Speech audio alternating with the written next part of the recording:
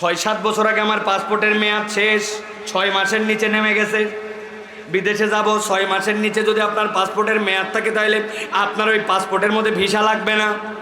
গেছি দ্রুত, emergency passport, আমারটা ঠিক করে দেন। যাওয়ার সময় একজন বলছে, হুজুর এমনি এমনি গেলে হবে না, প্রস্তুতি নিয়ে যায়েন।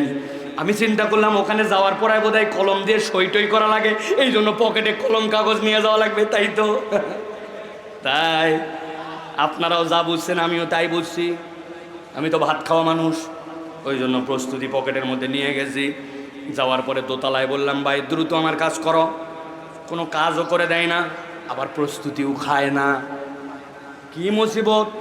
প্রস্তুতিও খাচ্ছে না, চাচ্ছে না, আবার দেখা যাচ্ছে কাজও করে দিচ্ছে না। অনেকক্ষণ ঘুরাইছে আমাকে, ঘুরানোর পরে বলতেছে, হুজুর নিচে চলেন। এবার দোতলার থেকে আমাকে নিচতলায় নিয়ে আসতেছে।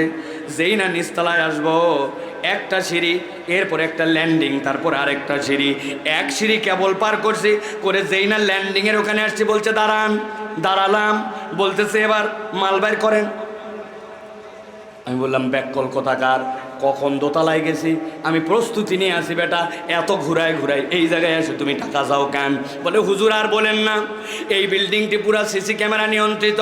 আমরা স্ক্রিনে চেক করে দেখছি, পুরা বিল্ডিংটা সিসি ক্যামেরায় আসে, খালি এই জায়গাটা ধরে না। যেই জায়গাটা ধরে না, ওই জায়গায় আসার পরে উনি সুন্দর করে দুর্নীতি করে। বাংলাদেশে বিধান করছিল দুর্নীতিকে না বলুন, এর জন্য দুর্নীতি দমন কমিশন 10 কোটি টাকার বাজেট করছে। প্রত্যেক জেলায় থানায় সেমিনার হবে, স্টিকার লাগানো হবে।